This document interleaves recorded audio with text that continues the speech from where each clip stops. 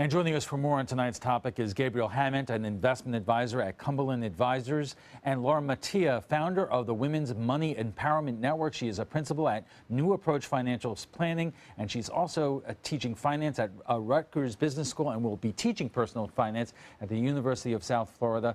And thank you both for joining us tonight. You know, I'm thinking about that commercial on TV right now where the couple, ask every conceivable question about the car that they're going to buy and the other purchases, but they go see their advisors, and the advisor says, "We want to switch you to something else," and they look at each other and just go, "Yes."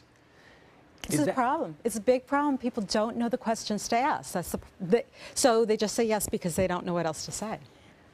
And is this new rule going to change that reality for your normal investor? I hope so. Well, the Department of Labor has issued a new rule that advisors who are giving advice with respect to people's retirement accounts, 401ks, and IRAs must be held to a fiduciary standard, the highest standard in the industry, which means that the client's interest must be put first before the advisor's interest. Now, you gave us some information that really kind of breaks down the impact of what the system is now. That you're saying that on a yearly basis, that the fact that some advisors don't always do what's in their client's best interest is costing about $17 billion a year in losses. And up.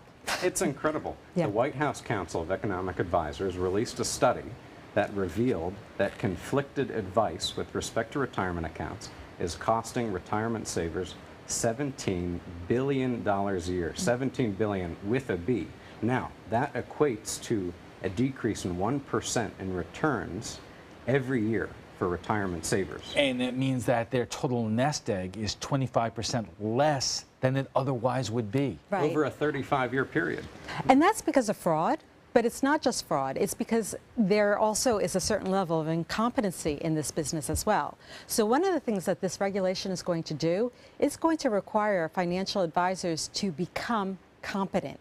In other words, they can't just give you any old advice. They need to know what they're saying. They need to understand your situation. They need to understand if it's appropriate. They need to understand, they need to do the due diligence on what they're advising. Otherwise, they could get in trouble. So I bet, you know what people who are watching this are saying at home right now? You should know what you're doing. The investor, should know. You would be surprised. Oh, the consumer? That consumers, us, the investors, should not be taking for granted what your financial advisors or brokers are saying anyway. This is true, but I can tell you as a comprehensive financial advisor that many people come to me and they say, "I trust you, just do it." And I always tell them, don't just trust me, ask questions. Understand what I'm recommending to you. You shouldn't just trust people.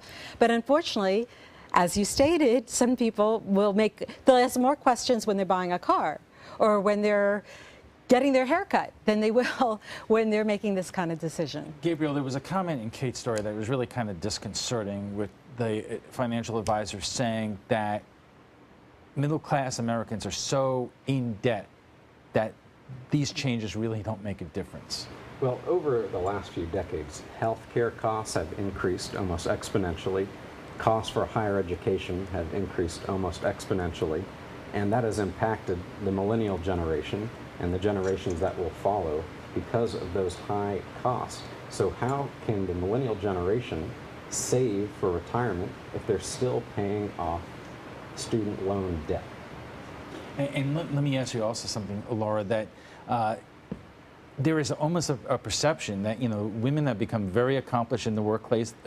They are doing everything and they're running our households. But your position, and you are going to be teaching this at USF, that women don't take as much responsibility or not involved as much in the family's personal finances as they should be. Yes, and there are a lot of reasons for that. But just think about the time in the day. There's not enough time in the day to take care of the children and go to work and do all these kinds of things. So oftentimes they delegate the financial responsibilities to the husband, and that's fine as long as the husband remains there. But what happens? What he's doing. And knows what he's doing. But what happens when if something happens to him, if he dies? I mean, the truth is we live longer than you guys. And most likely, the woman will be on her own at some point without the financial skills because she hasn't developed them over the course of her lifetime. Gabriel, these new rules are fine, but what still needs to be accomplished? Well, these new rules, it's a double-edged sword in that the new regulatory compliance measures with which broker-dealers and registered investment advisors will have to comply with may increase the cost of doing business, and that could be Passed down to consumers. Can I just say also, this rule only requires advisors who are advising on IRAs, not on taxable savings accounts.